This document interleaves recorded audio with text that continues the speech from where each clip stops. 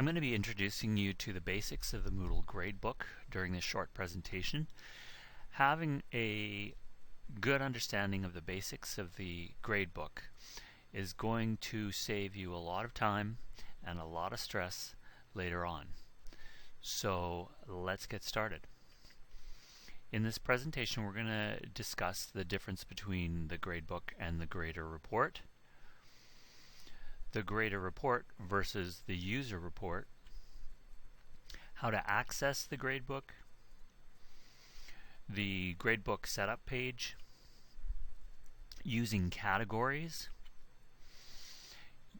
how to set up and understand the grade aggregations, and we're going to focus on the natural weighting aggregation,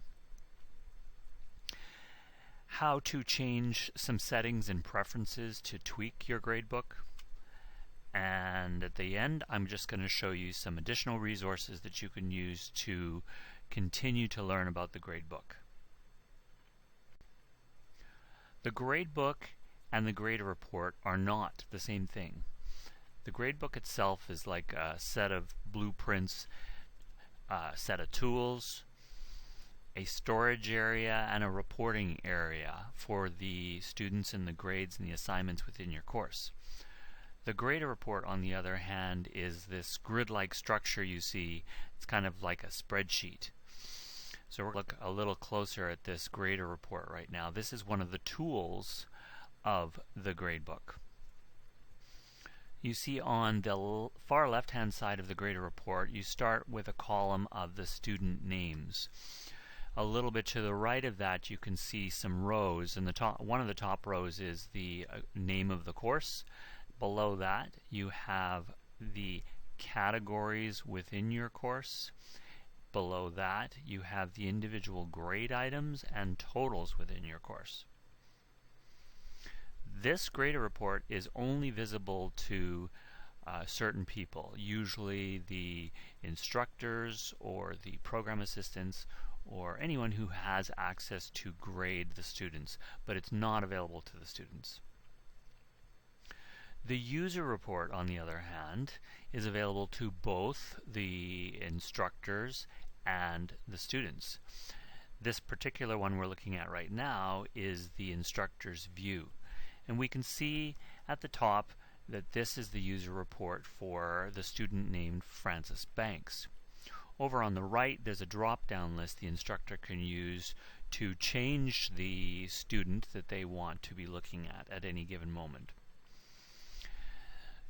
We have here the course name, Psychology in Cinema. And below that you can see three groups. Those are the categories. They're the same categories we saw in the previous grader report. So we've got analysis, collaborative, and individual. Within the category, you see that top row is the category name itself. Then we have the grade items below that. And at the bottom of every category, we have a category total. You access the gradebook either from the administration block of your course, you can see it there, or from the drop-down menu that appears on certain pages. Once you get into the gradebook, you'll see this drop-down menu on every page. So here is the gradebook setup page where it all begins. This particular one has no, it's an empty gradebook. There's nothing been added to it. You can see that it's for the course named Gradebook Intro, February 2107, which apparently has a typo because it probably should have been 2017. Then the very next row is the total because there's no items added to this yet. This area here on the bottom left is important because it has the key editing pieces for this gradebook setup page. You can see a save button, add category, add grade item, and a move drop-down list. This gradebook setup page is an actual course called Psychology in Cinema, and it has grade items added to it. So you can see the three categories that we saw previously. You can see the grade items we saw previously, and again you've got the total lines at the bottom.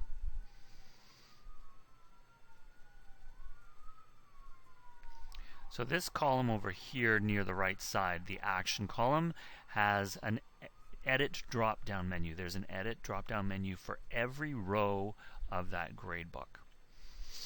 Just to the right of that is a select column. That's where you would select individual or group items, and you would be able to then move them using that drop-down menu you saw just in the previous screen.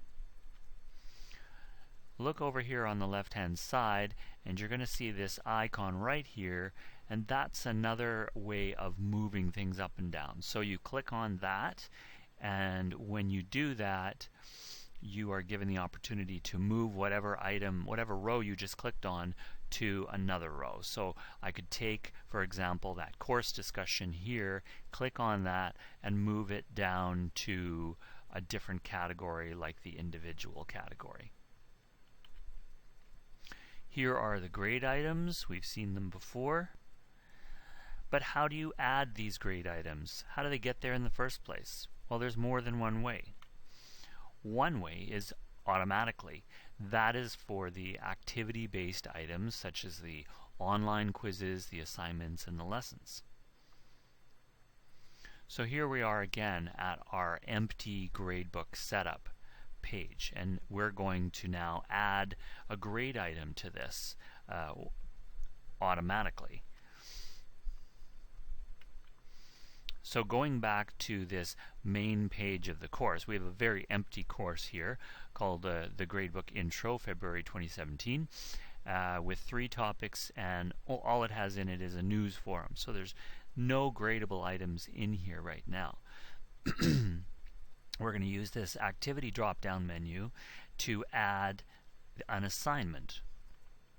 So I skipped forward quite a bit, and you can see this assignment has now been added. In reality, if you were to click on that, you would get a whole setup page for the assignment where you would customize this assignment. But we're going to skip through that right now and get to the point where you've finished entering all of that, and you now have this assignment 1 on the main page of your course. You can see it right there under topic 1. Now we go back to the gradebook setup page, and you see that exact same assignment, assignment 1, sitting here in the gradebook setup page because it has been added automatically to the page. The other way of adding grade items to the gradebook setup page is manually. You might use this, for example, with a participation grade, where you keep track of that outside of Moodle, and all you want to do is near the end of the course you want to go in there and you want to plop in a grade. So back to this gradebook setup page, you can see at the bottom the Add Grade Item button. That's what we're going to use here to manually add something. So that will take us to a grade item page like this, where we would enter the information that we want for this particular item. So we are going to enter participation as the item name. And of course, we need to save the changes down here below. Once we've done that, you can see that the new manual activity has been added to the gradebook setup page. And notice that the font is gray and not blue. And also notice the icon is the little pencil. So those two things, the gray font and the little pencil icon, is the indicator to you that this is a manual grade item. Why does that matter? Because when it comes time to deleting these grade items, you delete them in different ways. The activity-based items, which is the first one I showed you, those are deleted from the gradebook when they're deleted from the front page of the course. So we added them on the front page, we delete them from the front page. The manual items are deleted from the gradebook setup page. We added them on that page, we delete them on that page. Gradebook categories. Gradebook categories are a way to organize the gradable items in your course. So you're going to group similar items together in a way that makes sense. You might put all of your assignments in one group, quizzes in another, your participation activities, which might include that manual item grade I added previously, in addition to perhaps forum activities or something like that. Ungraded practice activities. You might have a bunch of quizzes in your course that are there for the students to go through to practice, but they don't count towards anything. It's nice to have those all grouped together. And lessons in your course. You don't have to set up your course this way. This is just an example of a way that you might set it up. So you need to think about it, and here's a tip. Look at your course syllabus as a guide. That will give you a good idea of the best way of setting up your categories within your gradebook. Your students will look at the syllabus, they'll look at the gradebook in Moodle, and they'll see that they match. Now, the gradebook aggregations. These can be a little bit confusing, difficult to understand, but I'm going to try to simplify it for you. So the aggregation is the method or methods used to combine a set of scores into a single score. So you might, for example, say that all of the quizzes within your course combined are equal to 10% of your course. That's what I'm talking about. So you can see the asterisk here beside methods, and at the bottom of the screen, a single course could have multiple aggregation methods. So you might decide that in that quiz section, you are only going to take the highest graded quiz result, and that's going to contribute to the course. Or you might take the average, or something like that. But your entire course isn't going to use that aggregation method. Generally speaking, we recommend using the natural weighting aggregation for your course and for the categories within your course. This is a fairly new grade aggregation introduced by Moodle a few versions ago that's meant to replace the sum of grades, weighted mean of grades, and simple weighted mean of grades. So the natural weighting aggregation is equal to the old sum of grades and simple weighted mean of grades when you stick with the default weightings. So by that, here's what I mean. You look at this particular portion of the gradebook. You can see 3 assignments worth 25, 12, and 20. And then over here in the middle, you can see the weight that Moodle has assigned based on the marks that these assignments are out of. So these are the default weights. So you might be looking at that and going, wait, where did this come from? Where did these numbers come from? I don't understand. I'm quickly going to show you that right now. If you take 25 divided by 57, that'll equal 43.86. There's the 25 for that assignment number 1. Out of 57, which is the total marks, equals 53. That's where that number comes from. So that is the default weightings. But you might want to use the old weighted mean of grades with custom weightings instead. You look at this same setup, and what we've done using this override checkbox is the override checkbox allows us to manually go in and change the weighting. So now these weightings have been adjusted to be 20, 30, and 50. Notice that this adds up to 100% of the category. It doesn't have to be the course. When you're working within a category, it should equal 100% of that category. So back to this empty gradebook setup page here.